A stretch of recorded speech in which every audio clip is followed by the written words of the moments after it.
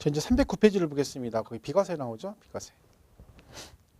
양도세는 비과세가 가장 중요합니다. 아시겠지만 뭐 문제가 아주 잘 나오고, 그리고 실무에서도 가장 중요한 부분이 비과세 파트입니다. 그래서 여러분이 양도세 비과세는 뭐 상식적으로 알고 있어도 좋은 거죠. 비과세.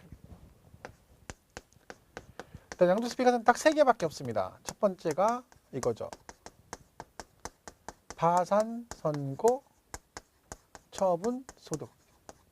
그러니까 파산 선고를 받아서 남은 재산 처분하면 이런 뜻입니다. 그러니까 이때 파산은 자기 혼자 파산하면 안 됩니다. 파산 선고 받아가지고 이거를 처분했을 때죠. 그러니까 뭔 얘기예요? 네가 망했으니까 그 재산 세금 내지 말고 처분해서 빚 갚으라는 뜻입니다. 근데 자기 혼자 파산했다고 해서 마음대로 자기 혼자 파산했다고 해서 동네 사람한테 한겨울에 맨발 벗고 빨개 벗고 막 돌아다니 한 2달 동안 그쟤 미쳤나봐, 파산해가지고 미쳤나봐, 동네 사람 다 인정하는 거야. 요쯤에서 딱 팔어. 그럼 나는 비과세. 그런 거 안 돼요. 파산 선고를 받아야 돼. 그래가지고 남은 재산 처분하면, 얘는 제목만 알면 돼요. 내용은 안 물어봐. 그죠? 여기부터 나오는 거죠. 농지의 교환과 분합이다. 그리고 세 번째가 우리 잘 아시는 1세대 1주택, 그리고 토지, 그리고 보유기간은 2년 이상. 이렇게 되어 있는 거죠. 이래야 비과세 맞습니다. 자, 일단 여기부터 보죠. 농지 교환 분합은 자, 이런 게 있습니다. 그러니까 무조건 되는 거 아니고 이런 사유로 교환 분합을 해야 되고, 그리고 두 번째 이런 금액 조건을 갖춰야 되고, 그리고 사유가 있으니까 예외가 있어요. 예외. 그죠? 경작 기간 등의 예외가 있습니다. 네? 자, 이렇게 3가지가 있어요. 자, 이건 뭔 얘기냐면, 자, 일단 사유는 교환 분합을 맘대로 하면 안 된다는 거죠. 그러니까 객관적으로 교환 분합은 사유가 인정이 돼야 된다. 예를 들면 국가 등이 소유하고 있는 농지와 서로 교환 분합한다. 국가가 시행하는 사업으로 인해서 교환 분합, 이런 것들이죠. 근데 그런 사유는 잘 안 물어봐요. 근데 여기서 그러면 개인끼리는 그러면 교환 분합을 못하냐? 할 수 있습니다. 이 사유 중에 이제 뭐예요? 경작상 필요. 그러니까 경작상 필요 때문에 교환 분합하는 경우도 비과세 받을 수 있습니다. 그러니까 농사짓기 불편하니까 서로 바꾼다, 이런 뜻이거든요. 자, 그러면 얘는 이제 요거 하나 보시면 되고, 그 다음에 금액 조건은 기본으로 꼭 알고 와야 됩니다. 금액 조건. 자, 요거는 저 상식적인 얘기죠. 자, 이런 얘기죠. 자, 이렇게 농지가 있어. 자, 이렇게 서로 2개가 있다. 근데 이 농지를 서로 뭐 한다? 교환한다, 이거죠. 교환. 그러면 이 교환하게 되면 이 양쪽 토지 차액이 있을 거 아니에요. 차액. 교환한 토지 차액. 그죠? 이 차액. 자, 만약 얘가 1억이고 얘가 7,600만 원이다. 이렇게 돼 있는 거죠. 자, 이 2개를 바꾼다. 그러면 얘는 비과세가 어떻게 되느냐? 자, 무조건 되는 건 아니고요. 차익이 지금 얼마예요? 2개 차익이 2,400만 원이죠. 2,400만 원. 그죠?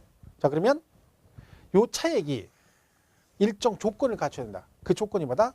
그 양쪽 쌍방 토지 가액 중 큰 토지 가격 뭐가 커요? 이것도 모르는 거 아니죠? 1억이 더 크죠? 자, 이거에 4분의 1 이하여야 된다. 뭐가요? 요 차액이. 그럼 얘는 비과세가 된다는 얘기야, 안 된다는 얘기야? 된다는 얘기죠? 왜? 1억에 4분의 1이면 2,500만 원이잖아요. 그럼 얘는 2,500 이하니까 비과세 받을 수 있다. 이해가시죠? 그러니까 그 차액이 둘 중 큰 토지 가격의 4분의 1 이하가 있다. 이렇게 돼 있어요. 만약 얘가 1억인데 얘가 7,400이다 그러면 얘는 비과세가 안 되는 거죠. 왜? 차익이 2,600이 돼버리잖아요. 그러면 얘는 비과세 받을 수 없습니다. 왜? 2,500을 초과했죠. 그럼 비과세가 안 된다. 금액 조건은 상식적인 얘기 꼭 기억하셔야 돼요. 쌍방 토지 가액의, 그죠? 가액 중 큰 토지 가격의 4분의 1 이하여야 된다. 뭐가요? 예, 요게 뭐가? 차액이. 그 뜻입니다. 이렇게 보시면 되고. 자, 그다음에 이 예외 규정이 있어요. 요거. 경작상 특례계에서. 그러니까 예외라고 하면 특례죠. 특례, 특별 예외. 그러니까 경작 기간에 특례가 있다는 거죠. 자, 이건 뭐냐면, 자, 얘가 경작상 필요로 교환 분합을 했어요. 그럼 무조건 비과세가 되는 건 아니라는 거죠. 자, 보세요. 얘가 경작상이 뭐 이런 거잖아요. 이렇게 돼 있는데, 갑, 을, 갑, 을 이렇게 되는 거예요. 자, 그러면 이게 농지인데 정신없군요. 을, 갑 이렇게 되는 거죠. 그렇죠? 자, 그러니까 이건 갑인데 여기 을땅 있고 여기 을땅이 여기 갑이 있는 거예요. 갑땅이. 그러니까 농사짓기 되게 불편하죠. 그러니까 어떻게 해? 서로 바꾸면 되잖아. 그죠? 그러니까 경작상 B를 서로 교환했다 이거죠. 이것도 비과세가 된다는 얘기야. 근데 여긴 특례가 있다.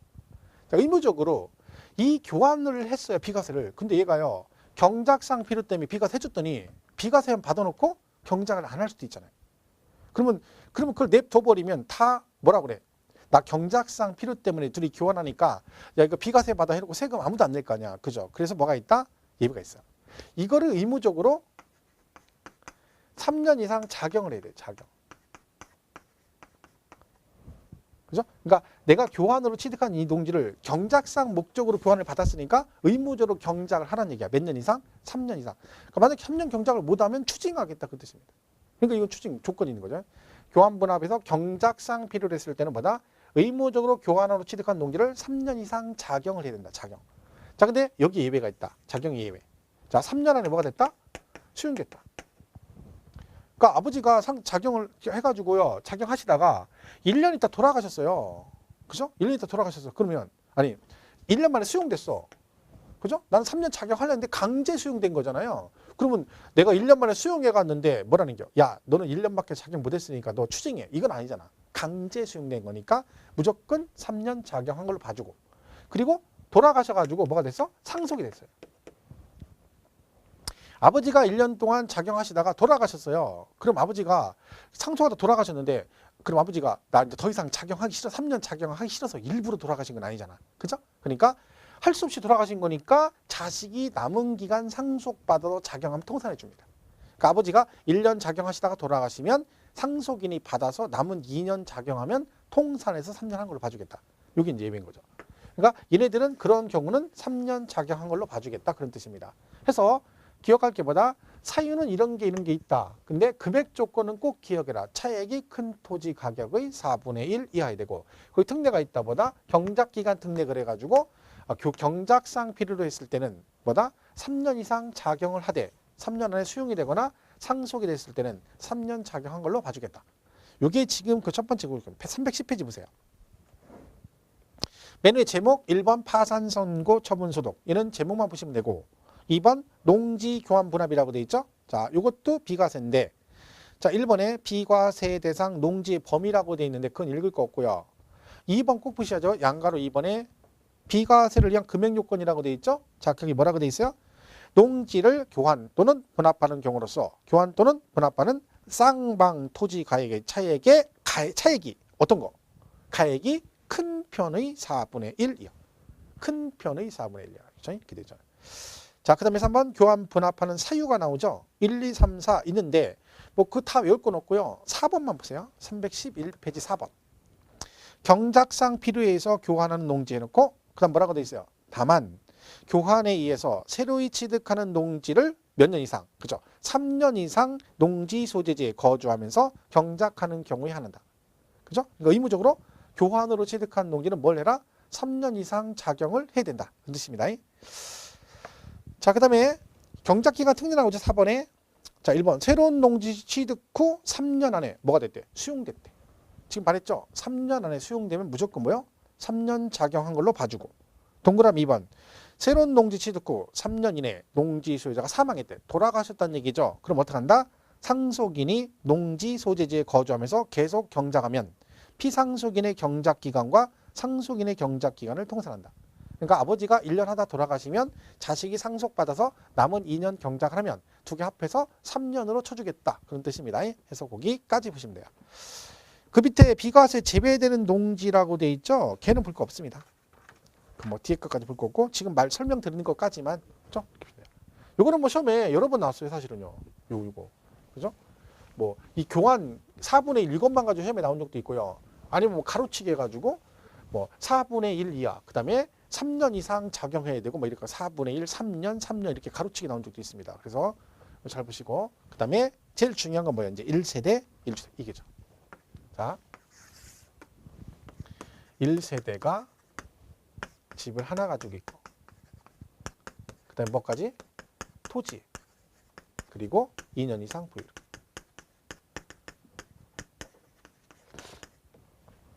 얘는요 뭐 일단 세대 구성을 하셔야 되고요.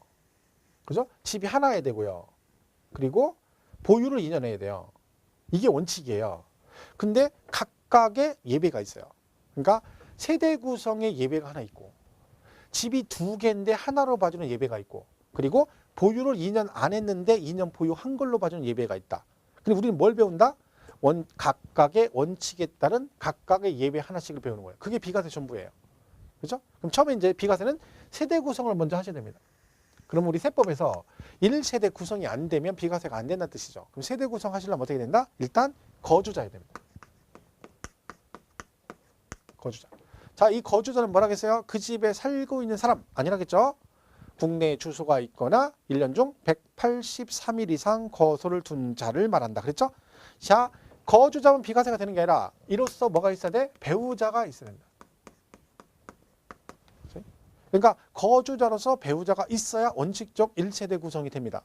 그럼 만약에 법에 거주자로서 배우자가 있어야 된다. 그리고 이들과 생계를 같이 하는 가족을 말합니다. 예를 들면 저를 중심으로 제 부모님, 제 자식, 제 형제, 자매 그리고 와이프 기준으로 와이프로 얘기하면 장인, 장모, 처남, 처제 다 같이 살면 같은 주소로 같이 돼 있으면 같은 세대원으로 봅니다. 자, 그러면 이 말대로 만약에 이게 딱 원칙이다. 예배가 없다. 그러면 배우자가 없으면 세대 구성이 안 된다는 뜻이잖아요. 그러면 이 땅의 수많은 농촌 총각들은 집을 50년 보유했는데도 노총각이란 이유로 세대 구성이 안 되니까 비과세 받을 수 없다. 이런 사태가 발생하게 되죠. 그럼 이게 문제가 있는 거잖아요. 그러면 내가 꿈이 비과세 한번 받아보는 꿈이야. 그러면 비과세 한번 받으려면 세대 구성해야 되니까 어떻게 해? 그러면 국제결혼 해야 되는 거야? 비과세 받으려고? 그건 아닌 거죠. 그죠? 요즘에 뭐 국제결혼 많이 하잖아요. 요즘 워낙에 이제 뭐 그렇게 이제 이제 그렇게 보편화돼 있죠, 보편화.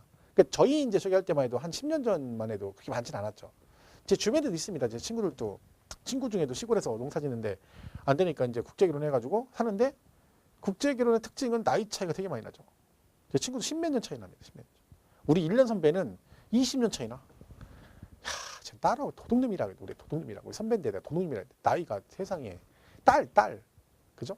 그럼 막 근데 딸인데 굉장히 이뻐요. 결혼식 갔는데 깜짝 누나 동창이 누나가 막 갔다 오고 욕을 막 해. 되게 나쁜 놈이라고 도둑놈이라고. 그 나이 차이 너무 많이 나면 안 좋죠. 20살 차이 나면 와이프가 40이면 자기는 60 한갑이요. 아이고 이게 아닌 거지. 그치? 근데 잘 삽니다 그래도. 그죠? 제 친구 와이프도 필리핀 적인데 둘이 지금도 한국말 잘 못해요. 한 10년 넘었는데. 근데 둘이 말 안 통해도 잘 살아. 말 안 통하는 애도 낳고 잘 살더만 그죠. 그래서 우리가 예배가 있다는 거죠. 그렇지 않아도 된다. 첫 번째 예입니다. 배우자가 없어도 1세대로 인정해 주는 경우죠. 그 첫 번째. 자, 몇 살? 네, 30세 이상이면 됩니다. 그러니까 나이만 30살 넘으면 무조건 1세대예요. 그죠? 나이만 30 넘으면 무조건 1세대 구성한 걸로 본다. 그러니까 이유 없는 거죠. 결혼하고 할 것도 없어요. 30살 넘었으면 그냥 혼자 살아도 돼요. 왜? 세대 구성이 되는 거예요. 이때 나이는 우리 법의 모든 나이는 만 나이라는 거 기억하시고요. 만 나이. 그죠? 그 30세 이상이면 무조건 되고. 그다음에 배우자가 있다가 돌아가셨거나 또는 이혼한 경우죠. 이혼한. 이분들은 경력사원들이라 했죠. 마일리지가 있잖아요. 한 번 갔다가 있다가 없는 거니까 그 평생 마일리지 인정해서 일평생 인정해 줍니다. 한 번만 갔다 오시면 일평생 1세대. 그러니까 돌싱들도 굳이 세대 구성하려고 결혼할 필요는 없다. 왜? 한 번 갔다 오신 경력을 인정해줘서 그대로 갑니다. 그래서 있고. 그다음에 최저생계비 이상의 이렇게 나와요. 최저생계비 이상의 소득이 있고 좀 이렇게 나와요. 길죠. 우리 교재 보면 그죠? 국민기준생활보장법에 대한 중위 기준의 100분의 40 이상으로서 어쩌고 나오는데 그거 다 필요 없고요. 그냥 요거 나오고 최저생계비 어쩌고 나오면 그냥 길게 나오면 맞다. 길게 나오면 그걸 틀리게 내진 않아요. 그러니까 짧게 소득이 있는 경우 그러면 땡 틀린 거예요. 그러니까 국민기초생활보장법 어쩌고 저쩌고 길게 나오면 무조건 맞았다. 그러면 되는 거예요. 자, 요게 예외 규정입니다. 그죠? 배우자가 없어도 1세대가 되는 경우. 자, 그러면 미성년자는 세대 구성할 수 있느냐 없느냐? 미성년자. 상식적으로 생각해요. 미성년 된다 안 된다? 안 되죠. 미성년 안 되죠. 미성년 된다 그러면 말이 안 되잖아요. 그죠? 안 됩니다. 근데 예외는 있다. 무조건 원칙은 안 되지만 예외가 있다. 그게 뭐다? 결혼하거나 미성년자인데 결혼 7살짜리가 한상 연상 8살 누나랑 결혼했어. 상투 틀면 어린이라고 했잖아요. 그럼 결혼하면 1세대 구성되는 거죠. 그죠? 나이가 70이면 뭐예요? 결혼해야 된다니까. 그죠? 자, 그리고 가족의 사망 등 불가피한 경우 다 돌아가시고 혼자 살았어. 이러면 예외가 있다. 그래서 미성년자도 세대 구성이 됩니다. 그러니까 원칙은 안 되는 거예요. 근데 예외가 있다는 거지. 그걸 잘 구분하셔야 됩니다. 그러니까 이런 식이죠. 미성년자는 언제나 1세대 구성할 수 없다. 그럼 땡틀려. 언제나 할 수 없다. 그럼 틀리죠. 왜? 예배가 있으니까. 그런 구분을 잘 하셔야 돼요. 자, 그래서 첫 번째 예배 규정, 세대 구성. 배우 이렇게 거주자로서 배우자가 있고 주소가 같아야 되는데 예외가 있다.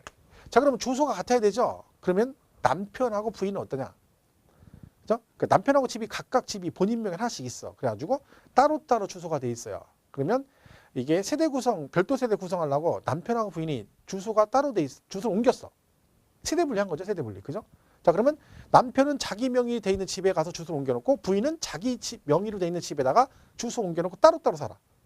자, 그럼 얘네들은 1세대 1주택일까요? 즉 같은 세대원으로 볼까요? 별도 세대로 볼까요? 얘는 항상 동일 세대원입니다. 그러니까 부부는 뭐다? 주소가 같이 돼 있건 달리 돼 있건 무조건 같은 세대원으로 봐요. 그러니까 이게 부부는 별거 해도 소용없는 거야. 그러니까 우리가 한 번 엮일 때 잘 엮여야 돼. 왜?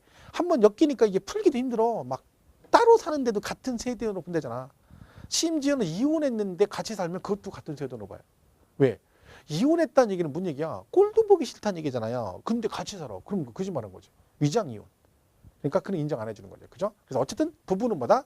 항상 뭐다? 동일 세대원으로 본다. 뭐 하지 않는 한은, 이혼하지 않는 한은 별도 세대 구성에도 동일 세대원으로 본다. 이거 하나 기억하시면 됩니다. 자, 세대 구성은 여기 기본입니다. 자, 보세요. 312페이지 3번에 1세대 1주택 부소토지 양도소득이라고 돼 있죠. 그 박스 보시면 원칙적 1세대 1주택 비과세 요건이라고 돼 있죠. 자, 1번 거주자일 것. 거주자이 되고 2번 배우자 및 생계를 같이 하는 가족과 함께 거주하는 1세대일 것. 3번 1세대가 양도일 현재 우리나라의 1주택을 보유할 것. 그러니까 우리나라에 집이 하나 있으면 되는 거지. 우리나라에 집이 하나 있고요. 중국에 만 채가 있어요. 그럼 나는 몇 주택자다? 1주택자다. 근데 그 가로 안에 뭐라고 돼 있다? 고가주택은 제외. 뭔 뜻이에요? 고가주택이 뭐다? 7거래가로 양도가액이 9억을 초과하는 주택이라 했잖아요. 그러니까 여기서 제외한다는 뜻은 뭐예요? 고가주택은 원칙적으로 비과세가 안 된다는 뜻이다. 그죠? 그렇고. 그다음에 2년 이상 보유하고 양도해야 되고요. 그리고 등기치고 해야 돼요. 비등기는 비과세 안 되니까. 그죠? 자, 오른쪽 1번 1세대 범위. 1번 원칙상 요건이라고 돼 있죠? 1세대란 거주자 및 그 배우자가 그들과 동일한 주소 또는 거소에서 생계를 같이 하는 가족과 함께 구성하는 가족의 집단을 말한다. 따라서 비거주자와 배우자가 없는 거주자의 경우는 1세대로 보지 않는다. 이게 원칙이라는 거죠. 근데 예외가 나오는 거죠. 다음에 해당하는 경우는 배우자가 없어도 이를 1세대로 본다. 지금 한 얘기죠. 자, 연령이 30세 이상인 경우. 그래서 여기서 선언사는 여자들 만 나이를 말하는 겁니다. 여자들은 얘기할 때 그 나이를 뭐라고 해? 만으로 얘기하죠. 그죠? 해바뀌면 맨날 뭐라고 그래? 난 아직도 40대야. 난 아직까진 50대야. 그러죠. 기본 얘기야. 이미 나이는 40, 50 된 거예요. 근데 만으로 따지는 거. 만으로 아직 한 살 뭐 덜 먹었다. 2살 안 됐다. 뭐 그냥 흘러가는 대로 가는 거지. 뭘 줄이면 뭐예요? 나이는 만으로 40이면 40대면 뭐예요? 얼굴이 액면이 40대인데. 그렇죠? 나이 들면 소용없습니다. 얼굴에 쌓 표시가 나. 아무리 민증 까고 숨겨도 소용없어. 얼굴에 쌓이는데 여기 이게 주민등록증이야. 좋은 놈도 있죠. 그죠? 이 얼굴 어디 가서 미성년을 잡진 않잖아요. 이제 여러분 얼굴이. 그죠? 좋은 거죠. 자, 그래서 30세 이상인 자. 그리고 배우자가 사망하거나 이혼한 경우. 경력사원들. 그리고 3번에 길잖아요. 소득세법상 소득이 국민기초생활보장법에는 어쩌고 나오잖아. 근데 길게 나온 정답 안 외워도 돼요. 세 번째 줄에 다만 미성년자의 경우는 제외돼. 안 돼. 미성년자는. 근데 미성년자의 결혼, 가족의 사망, 그 밖에 기획재정 불행에 정하는 사유로 1세대 구성이 불가피한 경우는 그러하지 아니하다. 그죠? 예외가 있다는 거 기억하시고요. 자, 그 다음에 이때 보충학습에 보면 뭐 다른 거 됐고요. 그 4번에 보시면 4번 1세대 1주택 비과세 규정을 적용하는 경우 부부가 각각 세대를 달리 구성하는 경우에도 동일한 세대로 본다. 뭔 얘기인지 아시죠? 자, 부부는 뭐다? 세대 구성을 달리 해도 항상 뭘로 본다? 동일 세대원으로 본다. 그런 뜻이죠. 한 번 엮이면 이렇게 간다는 거죠. 그죠? 그러니까 결혼은 꼭 해야 된다 말아야 된다? 그죠? 뭐 대답 못하죠. 한 사람들은. 그죠? 근데 주변에 친구들 중에 결혼 안 한 사람이 있다? 그럼 뭐라고 얘기를 해야 된다? 꼭 결혼해라. 이게 왜 나만 죽을 수는 없다. 너도 한번 결혼해서 죽어봐라. 말로 해서는 몰라. 그죠? 저도 그랬어요. 결혼하기 전에 어른들이 막 얘기해. 주변에서 막 이렇대. 친구들이. 에이, 해보니까 다 그 말이 진리야. 다 맞는 말이야. 다 맞는 말. 그죠? 힘들어. 그죠? 하여튼 내가 살면서 이제까지 살면서 제일 힘든 게 와이프하고 대화하는 거예요. 그죠? 일단은 뭐 대화를 하면 무조건 집니다. 우리가 왜? 말이 안 통해 일단. 그죠? 말에 꼬리를 물고 꼬리에 꼬리를 물고 막 그러죠. 뭐 싸우다가 좀 잘못하면 그죠? 이제 그럼 뭐라 그래요? 아니 그러면 얘기하다가 가만히 있으면 아니 사람이 잘못했으면 미안하다고 얘기를 하면 끝나는 걸 왜 얘기 안 하냐? 그럼 다음에 싸울 때 제가 이제 뭐라 그래요? 미안하다 그러죠. 그럼 뭐라고 얘기해? 그럼 끝나야 되잖아. 그럼 뭐라 그래? 알면서 그래? 또 그러죠? 아니면 또 뭐라 그래? 미안하다 그러면 뭐가 미안한데? 이러지 또 와 돌아버립니다. 이 말이 안 돼 말이. 묵비권 행사하면 말 안 한다고 하고 말하면 알면서 그러냐고. 진짜 답이 없어. 답답하죠, 그죠? 그러니까 나만 혼자 죽을 수 없으니까 친구 주변에 있으면 꼭 걔도 결혼해서 너 한번 당해봐라 그래야 됩니다. 자, 그래서 거기 동일 세대원으로 본다 그랬고요. 뭐 그것만 보세요. 5번도 있는 5번은 부부가 이혼한 경우는 각각 다른 세대 구성한다 했죠. 이혼하면. 그런데 다만 법률상 이혼했는데 생계를 같이 하는 등 사실상 이혼한 것으로 보기 어려운 경우는 동일한 세대원으로 본다. 옛날 TV 보면 뭐 그 옛날에 그런 거 있었죠. 38 뭐 세금 기동대가에서 서울시청에서 그 세금 걷는 과 있잖아요. 걔네들이 그거 할 때 나오는 거 보면 그런 거 많잖아요. 막 재산이 몇백억대 재산인데 세금을 막 체납했는데 돈이 없다 그런 거예요. 봤더니 재산을 전부 다 와이프 명의로 하고 위장 이혼한 거, 위장 이혼. 그죠? 그래놓고 이혼했으니까 나는 내고 싶어도 못 낸대. 근데 나중에 알고 보니까 이혼했는데 같이 살아요. 그리고 월세도 자기가 받으러 다녀. 그런 사람이 막 재산은 막 200억, 300억 되는데 세금 막 몇십억 안 내고 난 돈 없다고. 세금 안 내려고 일부러 위장 이혼한 거죠. 인정 안 해줍니다. 그죠? 자, 이제 314페이지 1주택 범위. 자, 1세대가 집을 하나 가지고 있어야 돼요. 그럼 세법상 주택은 뭘 주택이라냐 그런 거죠. 자, 1주택 판정이라고 되어 있죠? 교재 한번 보겠습니다. 주택이란 주거를 목적으로 하는 건물로서 공부상 주택인 경우에도 사실상 영업용 건물 등으로 사용하다 양도하는 때는 주택으로 보지 아니하며. 자, 우리 세법은 실질 과세 원칙이에요. 그러니까 공부상에는 주택으로 되어 있는데 실제는 여러분이 주택이 아닌 용도로 사용하다 팔면 공부상의 용도와 사실상의 용도가 다른 거죠. 세법은 항상 뭐가 우선이다? 그죠? 실질과세 원칙에 따라 사실관계를 우선한다. 그래서 사실관계. 그러니까 뭐예요? 건축물 대장은 주택인데 실제는 주택이 아닌 용도로 사용하다 팔면 얘는 주택으로 안 보겠다는 뜻입니다. 그게 그 얘기죠. 건물 등 사용도는 주택으로 보지 않으며 상시 주거 목적이 아닌 우리가 세법상 주택이란 주거용 건물로서 뭘 해야 돼? 그죠? 상시 주거를 해야 돼. 평상시 거주를 해야 된다는 거죠. 근데 여기 평상시 거주 목적이 아닌 것들은 주택이 될 수가 없다는 뜻이죠. 해서 뭐는 콘도미니엄. 콘도는 거주는 가능하잖아요. 근데 동일 세대원이 평상시 계속 거주하는 건 아니잖아. 그죠? 그리고 공장 내 합숙소도 주택이 아니다. 이런 것들은 평상시 거주 목적이 아니기 때문에 뭐다? 주택이 되지 않는다. 자, 그리고 조심할 건 이 주택은요. 항상 기억할 게 뭐까지? 이 토지까지 같이 비과세를 받습니다. 그죠? 건물만 되는 게 아니라. 이때 조심할 거는 자, 여기 이렇게 있습니다. 여기 주택이 있어 이렇게. 그죠? 그러면 이 토지는 무조건 무제한으로 비과세가 되는 건 아니다. 그죠? 이거 조심해야 되죠? 이건 어떻게 돼서 도시 지역 안은 주택 정착 면적의 5배, 밖은 10배까지만 부속 토지로 본다. 그러니까 만약에 얘가 도시 지역이에요. 근데 정착 면적 20이다. 그죠? 그럼 이거의 몇 배? 도시 지역은 5배. 100평까지만 비과세. 밖은 200평까지만 비과세가 된다. 이거 꼭 기억하셔야 됩니다. 5배, 10배.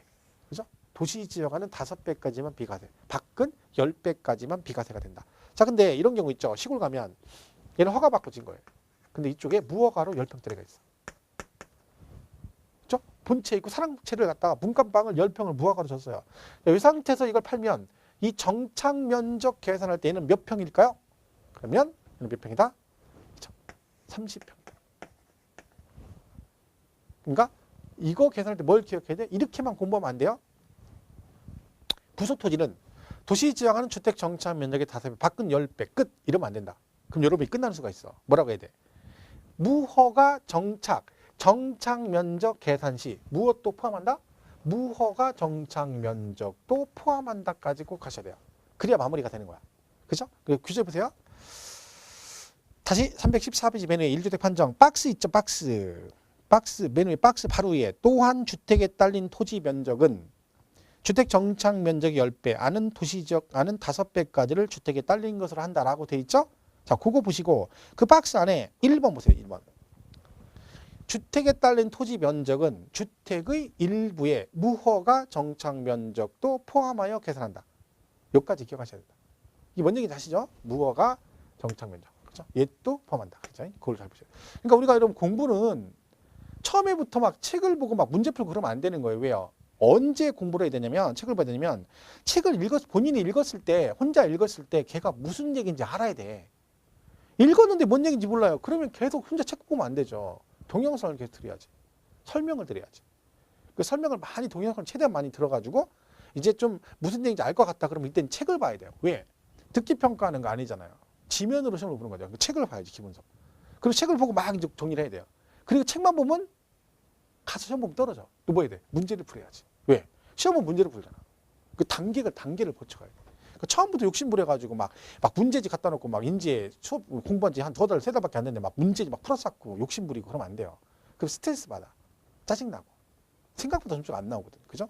너무 서둘러야 되는 것도 아니에요. 차근차근 단계를 밟아가야 돼. 그죠? 자, 그 다음에 겸용주택이 나옵니다. 314페이지. 자, 겸용주택이란 일부는 주택, 일부는 상가, 이런 식으로 상가주택 같은 걸 말합니다. 자, 걔 뭐라고 되어 있나 보세요. 하나의 건물이 주택과 주택 외의 부분으로 복합되어 있는 경우, 주택에 딸린 토지에 주택 외의 건물이 있는 경우는 그 건물 전체를 주택으로 본다. 다만 주택의 연면적이 주택 외의 부위 연면보다 적거나 같을 때는 주택 외의 부분은 주택으로 보지 아니한다. 말은 되게 복잡한데 결국 이런 얘기입니다. 겸용됐을 때 주거용으로 쓰는 게 주거 아닌 부분보다 뭐면 크면 이런 걸로 봐. 전체를 주택으로 보고 작거나 같으면 뭐한다. 각각 즉 주거 부분만 주택으로 본다. 이렇게 돼요.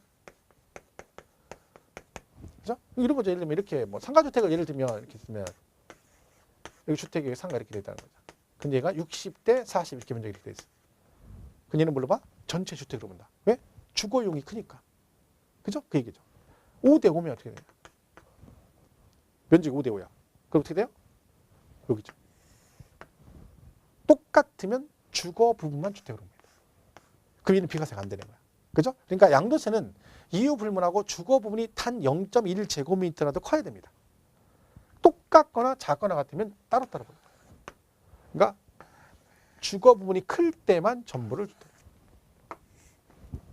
겸용주택 잘 구분하셔야 돼요. 그 박스에 돼 있죠? 그 박스에 주택 면적이 주택 이외 면적보다 크면 전부 주택, 작거나 같으면 주택 부분만 주택으로 본다. 이 구분 잘 하셔야 됩니다. 보시고. 3번의 다가구 주택은 원투룸 같은 거겠죠. 원투룸. 그죠? 다가구는 한 가구가 독립하여 거주할 수 있도록 구획된 부분을 각각 하나의 주택으로 본다. 다만 해당 다가구 주택을 구획된 부분별로 분양하지 아니하고 하나의 매매 단위로 양도하는 경우는 그 전체를 하나의 주택으로 본다. 자, 원투룸 있잖아요. 원투룸 여러분. 원룸. 그죠? 방이 여러 개잖아요. 이런 거죠. 이렇게. 방이 12개 있어요. 자, 이걸 판단해 보죠. 자, 이거를요. 이걸 각각 가구별 하나씩 양도하면 각각 주택으로 보겠죠. 구분등이 돼가지고. 그죠? 근데 보통 우리가 원룸은 방은 여러 개인데 소유권 한 명 앞으로 돼 있잖아요. 그죠? 그래서 이 상태에서 팔 때 어떻게 팔아? 그냥 이렇게 을한테 넘어가죠. 그럼 어떻게 해? 이거를 각각 파는 게 아니라 다가구는 전체를 하나로 해서 통으로 그냥 넘기잖아요. 이렇게 되면 얘는 뭘로 본다? 1주택으로, 하나의 주택으로 보겠다는 거지. 그 만약 이거를요, 하나의 주택으로 안 본다 그러면 뭔 얘기예요? 방이 12개면 1세대 12주택이라는 얘기잖아. 그럼 세금으로 주구란 얘기지. 그죠? 그래서 뭐 한다? 원룸은 다가구는 뭐다? 하나의 매매 단위로 양도를 하면 얘는 몰라? 전체를 하나의 주택으로 본다. 즉 1주택으로 본다는 얘기지. 그래서 우리가 다가구도 1세대 1주택 2년 보유해서 비과세가 되는 거예요. 그죠? 그러니까 거기 다시 읽어보시면 다가구는 한 가구가 독립하여 거주할 수 있도록 구획된 부분을 각각 하나의 주택으로 본다. 그렇게 보겠다는 거예요. 근데 그거는 전제조건이 있는 거예요. 다만 해당 다가구 주택을 구획된 부분별로 분양하지 아니하고, 이 말은 이거를 이 각각 하나씩 따로따로 분양해서 팔 때만 각각으로 본다는 얘기잖아요. 그럼 그 다음 뭐예요? 그 하지 아니하고 하나의 매매 단위로 양도하면 전체를 하나의 주택으로 본다. 근데 보통 우리가 원투룸은 뭐 하나의 매매 단위로 양도를 하죠. 그러니까 그걸 잘 보셔야 돼. 하나의 매매 단위로 양도 뭐 한다? 각각을 주택으로 보는 게 아니라 그 전체를 하나의 주택으로 본다. 그죠? 이렇게 보면 되죠. 자, 오른쪽에 공동소유 주택이 나옵니다. 자, 집이 이렇게 있는데 이 하나를 갑을 병이 공동소유하고 있다. 그죠? 이런 경우 있죠. 집 하나를 여러 명이 공동 소유하고 있어. 이때 그러면 주택은 어떻게 되냐? 이때는 세법은 각각 1주택. 이거 조심해야 돼요. 그러니까 여러분 집을 하나 사가지고 가물병이 공동 명의로 등기를 했다는 거야. 그러면 얘네들이 만약에 자기들이 살고 있는 각자 살고 있는 집이 하나씩 있어. 이렇게 하나씩. 그죠? 그리고 이거를 공동 명의를 했어. 그럼 얘는 몇 주택이야? 3명 다 각각 1세대 2주택이 된다. 그래서 어떤 사람은 여기다가 난 여기 지분이 10%밖에 안 돼. 5%밖에 안 되는데 5% 1%가 중요한 게 아니라 여기에 등기가 돼 있다는 사실이 중요한 거예요. 돼 있으면 그 순간 1주택이야. 그럼 3명 다 1세대 2주택이 됩니다. 이거 조심해야 됩니다. 그래서 오른쪽에 315페이지 4번 공동소유주택이라고 돼 있죠? 1주택을 여러 사람이 공동으로 소유하는 경우는 주택수를 계산할 때 어떻게 한다? 공동소유자 각자가 그 주택을 소유하는 걸로 본다. 다만 동일한 세대원이 공유하고 있는 경우는 1주택으로 본다. 얘네가 같은 세대원이에요. 공동명의인데 같이 돼. 그러니까 예를 들면 집을 이런 분 저한테 물어보시더라고. 그러면 남편하고 부인이 집을 사가지고 공동명의로 되는 경우 있잖아요. 그럼 그때는 각각 1주택이냐? 아니죠. 그거는. 같은 세대원일 때는 뭐요? 부부가 집 하나를 공동명의하면 몇 주택이야? 1주택이지. 그건 1주택. 그죠? 그 얘기입니다. 자, 원칙은 뭐다? 공동소유주택은 각각 1주택을 수요한 걸로 본다. 자, 그럼 이제 여기 예배가 나옵니다. 이제. 자, 1주택. 근데 이제 그 1주택 2년 이상 보유죠. 자, 그러면 보유를 2년 해야 돼요. 보유를. 자, 그럼 여러분 보유라는 게 있고 거주라는 게 있습니다. 거주. 그러니까 보유 기간이라는 게 있고 거주 기간이라는 게 있거든요. 보유 기간은 내가 그걸 몇 년 동안 보유했냐 그 얘기고 거주 기간은 그 집에 얼마 동안 살았느냐 그 얘기죠. 자, 그럼 여기서 이 보유 기간은 무엇을 가지고 보유 기간을 산정할까요? 그러니까 여러분 내가 물어보면 여러분 집 몇 년 보유했어? 그럼 막 자신 있게 얘기해. 나는 2년 보유했어. 나는 3년 됐어. 나는 5년 됐어. 그래요. 그러면 제가 무슨 근거로 2년을 보유했다고 말씀하시는 거냐라고 물어보면 여러분 무슨 근거를 가지고 2년 보유한 거를 입증할 것이냐 그 얘기죠. 뭘 가지고 따진다? 보유 기간은 공부상으로 따집니다. 공부상. 즉 등기부 등본이 대표주자죠. 아니면 건축물 대장이나 토지 대장 같은 걸로 나와요. 자, 그럼 거주 기간은 뭐예요? 너 그 집에 몇 년 살았니? 나 1년 살았어. 나는 3년 됐어. 그래요. 그럼 무슨 근거로 1년 살고 3년 산 걸 입증한다? 주민등록 전입일로부터 전출일입니다. 그러니까 거주 기간은 주민등록 전입일로부터 전출일이고 보유 기간은 취득일로부터 그러니까 공부상, 그죠? 동부상의 취득일로부터 양도일까지. 그죠? 그래서 여기 두 개가 달라집니다. 자, 그러면 보유를 2년 해야 된다. 그런 얘기죠. 자, 그러면 여기 예외 나와요. 2년 보유하지 않았어도 2년을 보유한 걸로 봐서 해주는 거. 예외가 나와요. 첫 번째가 뭐냐면 건설 임대주택이다.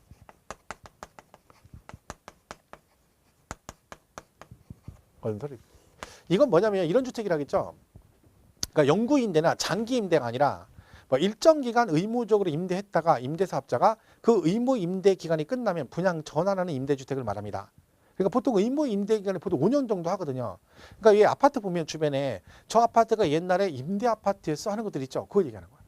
자, 그럼 얘가요. 예를 들면 이렇게 해서 집 있어요. 갑이요.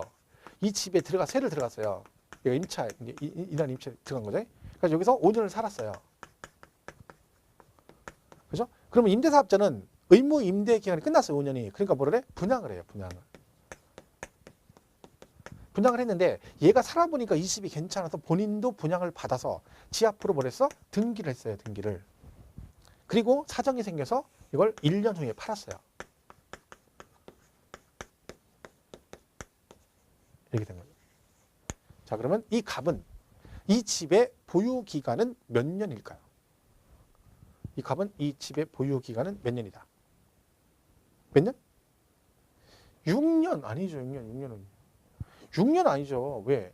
이거는 여긴 누구 거예요? 이건 내 거 아니잖아요. 이거 임대사업자 거죠. 보유는요. 내 앞으로 등기가 돼야지 보유하는 거지 남의 걸 보유할 수는 없어요. 그러니까 남의 것도 거주는 가능해요. 전세 들어가면. 그죠? 하지만 보유는 내 앞으로 등기가 되었을 때만 내가 보유할 수 있는 거야. 그러니까 사람이건 부동산이건 남 앞으로 등기되는 걸 내가 보유하려면 안 되는 거예요. 그러니까 불륜이 뭐예요? 그게 뭐예요? 남 앞으로 등기되는, 그죠? 성춘향, 그러니까 이도령 밑에 등기가 누가 돼 있어? 성춘향 이렇게 돼 있는데 내 앞으로 안 돼 있는데 그걸 성춘향을 넘보니까 그걸 보유하려고 보니까 이게 사단이 나는 거예요. 그러니까 항상 뭐예요? 남편하고 부인은 남자하고 여자는 자기가 보유할 수 있는 사람은 정해져 있는 거예요. 어떻게 알아?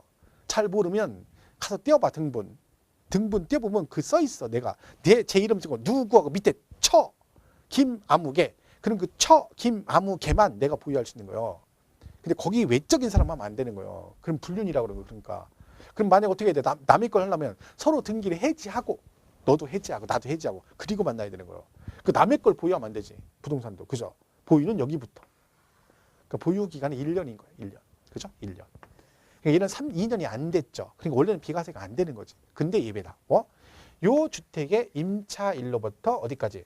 요 양도일까지 얘가 여기서 뭐 했으면 5년 이상 거주를 했으면. 그러면 뭐다? 보유 기간에 관계없이 비과세 주겠다. 됐죠?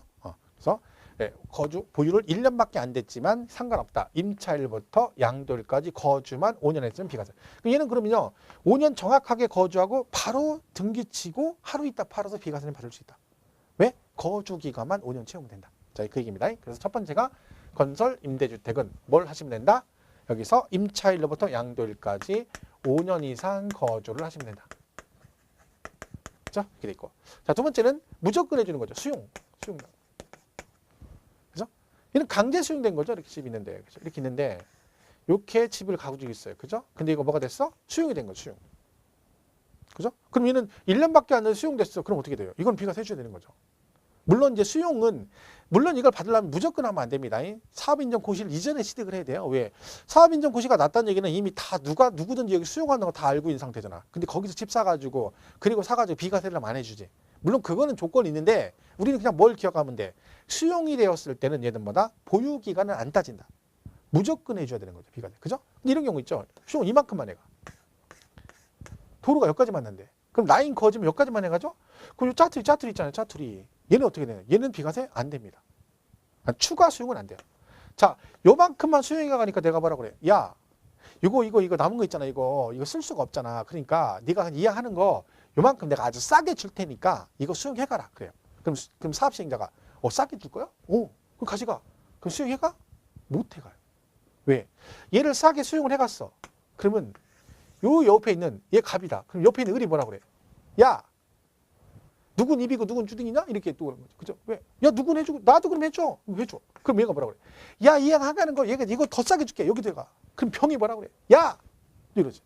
그 전부 다 야, 이러면 끝난 거야. 그러면 공사를 못 해요. 그럼 이런 걸 만약 해주게 되면 한 번이라도 전례가 잡히면 우리나라 공익사업은 못 합니다. 그러니까 절대로 못 해주는 거야. 해주고 싶어도 안 돼. 왜? 한 번 해주면 다 해줘야 되니까. 누군 해주고 누군 아니고 그럴 수가 없죠. 그래서 수용은 안 되는 거야. 한 번 정해지면 그러니까 손해보는 사람들 많죠. 가끔 왜 TV 보면 막 철거 같은 거 할 때 봐봐요. 살벌하죠. 막. 그죠? 못한다고 막 지붕 위에 가서 누워있는데 막 누워있든지 말든지 옆에서 포크리는 막 담장 문이 까고 막 그러잖아. 안 됩니다. 옛날에 제가 이런 경우 봤어요. 실제로. 여기를 지역을 개발하는데 개발 딱 했어요. 그래서 이쪽에 이제 제 아는 분이 지인이 여기다가 이제 새로 이제 들어가서 공인중개사 사무실 오픈을 했어요. 그래서 제가 구경을 이제 오픈하니 갔어요. 그랬더니 이쪽에 아파트를 짓고 있어요. 여기는 이미 원투룸 같은 게 막 짓고 있어요. 근데 이쪽에요. 이렇게 이런 집이 하나 있는 거예요. 이렇게. 이런 단독주택이 하나 있는 거예요. 이게 왜 이러냐면 이게 원래 땅이 이렇게 돼 있던 거 이렇게 집이 있던 건데 이걸 포크에 다 까가지고요. 이렇게 된 거. 떼똥하게 이렇게 된 거예요. 떼똥하게. 왜? 이 사람이 보상금 졌다고 수용을 거부한 거예요. 난 보상금 못 받으니까 나 수용 못 해. 그래가지고 이거를요. 수용을 안 해. 이제 보상금 안 받은 걸 놔두고 공사 안 할 수 이걸 내두고 다 여기 다 까버린 거예요. 이만큼을 다 깠어. 이렇게 뺀듯하게 까가지고. 못 올라가. 올라가면 차들 타고 올라가야 돼요. 주인도 여기 안 살아요. 근데 이 사람도 버티는 거야. 그냥. 더 달라고. 해줘 못 해. 못 해줘요. 절대 안 돼. 왜? 이거 해줬다 그러면 여기 나머지 애들은 장난 아니거든. 근데 이 사람들 일부러 그냥 열받으니까. 그럼 이걸 그냥 부시면 되는데 왜 못 했냐? 이게 지역에 사는 거예요. 그 지역에서, 구에서. 그러니까 이 한 다리만 건너면 다 알아. 막 공무원도 다 알고. 그러니까 냅둔 거야. 여기 이 사업하는데 큰 지장 있는 위치는 아니었거든요. 그러니까 한동안 이 사람 체면 살려주라고 냅둔 거예요. 결국은 철거했죠. 이런 것도 봤어. 떼똥 이렇게 했었잖아요. 이거 막 반듯하게 깎아가지고. 깜짝 놀랐습니다. 뭔가 했더니 안 된다니까 수용은. 아무리 뭐 해도 소용없습니다. 어쨌든 수용은 그래서 뭐다? 안 돼. 무조건 비과세는 받을 수 있어. 뭐 관계없이. 보유기간 안 따져. 대신 짜투리 있죠. 짜투리. 이 짜투리는 뭐는 해줘? 이 짜투리를 추가 수용은 안 되지만 요게 수용된 날로부터 이거를 5년 이내에 이걸 팔면 얘도 비과세는 해줘요. 짜투리는. 그죠? 비과세는 해줘. 5년 안에 팔면. 하지만 추가적인 수용은 없다. 결론은 수용은 무조건 뭐다? 보유 거주 안 따진다. 그죠? 또 있어요. 외국으로 이민가. 자, 외국으로 이민을 가래요. 그러면 집 산 지 6개월밖에 안 됐는데 갑자기 이민을 가게 된 거죠. 그럼 집을 팔고 가야 되잖아요. 그러니까 너는 비과세 해주겠다는 거지. 내가 일부러 2년 보유 안 한 것도 아니고 할 수 없이 가는 거잖아요. 그러니까 비과세 해주겠다는 거야. 그죠? 또 뭐야? 이민을 안 가. 외국으로 1년 이상 장기간 출국해. 그러니까 직장이나 이런 것들 때문에 그런 거죠. 남편이 갑자기 발령이 났어, 외국으로요. 그 한 3년 가 있어야 된대. 그러면 남편 입장에 3년만 있으면 되잖아요. 그럼 남편은 자기 혼자 나가고 싶겠어? 와이프랑 애들 다 데리고 나가고 싶겠어? 당연히 혼자 나가고 싶지. 혼자 나가고 싶지. 말로는 같이 가고 싶다. 속으로 혼자 나가고 싶지. 그래서 남편이 이제 혼자 나가려고 하는 거예요. 그러니까 부인이 이제 따라온다니까. 뭐라고 남편이. 당신 애들 교육 문제도 있고 그러니까 한국에 있어라. 나 혼자 3년 갔다 오겠다. 그러니까 부인이 뭐라고 그래. 그 교육 문제 때문에 애들 데리고 나가야 된다 해서 할 수 없이 콕 깨가지고 나가는 거죠. 그 바람에 집을 팔고 가야 되는 거야. 그죠? 그럼 이 경우도 뭐다? 부득이한 경우에 해당된다. 그래서 이 두 개 다 보유 거주 상관없이 무조건 비과세 해주겠다. 대신 안 팔려. 근데 이민 가려고는 집이 안 팔려. 팔릴 때까지 기다릴 수 없죠. 그래서 할 수 없이 그냥 갈 수 있잖아. 그럼 어떻게 한다? 얘는 출국한 날로부터 2년 이내 팔면 돼요. 그럼 뭐죠? 비과세 받을 수 있습니다. 만약에 못 팔고 나가면 2년 안에 팔면 된다. 그 말은 2년 지나고 팔면 비과세가 안 된다. 그렇죠? 자, 하나 더 마지막. 1년 이상 거주만 하면 돼. 거주. 내가 그 집에 1년만 살면 해주겠다. 부득이한 경우. 뭐 치약상 형편. 뭐야? 학교 때문에 그런 거죠. 애가 학교를 타 지역으로 진학을 해서 너무 멀어가지고 통학하기 힘들다는 거예요. 그러면 이사 가라는 얘기죠. 1년만 거주하면. 자, 근데 누구는 안 된다? 유치원, 초등학교, 중학교는 안 됩니다. 유치원, 초등학교 얘들은 어린애들이니까 엄마 품에서 교육을 더 받으라는 얘기죠. 그쵸? 유치원 애들이 뭐 여기서 내가 여기 서울 시골 살다가 강남에 영어 유치원, 유명한 사립 영어 유치원 돼가지고 거기를 가는데 출퇴근 못하니까 이사 간다. 이건 안 해주는 거죠. 얘들은 엄마 품에서 교육을 더 받아라 그런 얘기죠. 그 엄마들이 교육을 잘 시켜야 되는 거예요. 근데 교육을 못 시키죠. 얘들이 버리장머리 없는 건 80%는 엄마 탓이야. 왜? 엄마들이 맨날 밥 먹일 때 이 밥을 한 숟갈만 먹어라 막 생사정하지. 쥐가 배고프면 먹게 돼 있는 건데 뭘 생사정을 해. 하도 주변에 다 그렇습니다. 애들 밥그릇 밥 버릇은 딱 간단해. 두 끼 굶기면 지가 알아서 먹게 돼 있어. 생명의 위협을 느끼거든. 근데 그걸 막 먹이려고 하니까. 전철 타보세요. 자리 양 보면 엄마가 서 있고 애를 안 쳐. 애가 7, 8살. 걔를 왜 안 쳐? 엄마가 앉아야지. 애들은 서 있어야지. 지가 저 튼튼한 놈이 서 있어야지. 근데 엄마들이 걔를 안 치는 거야. 버르장머리 없어지는 거야. 엄마가 교육을 잘못 시키는 거야.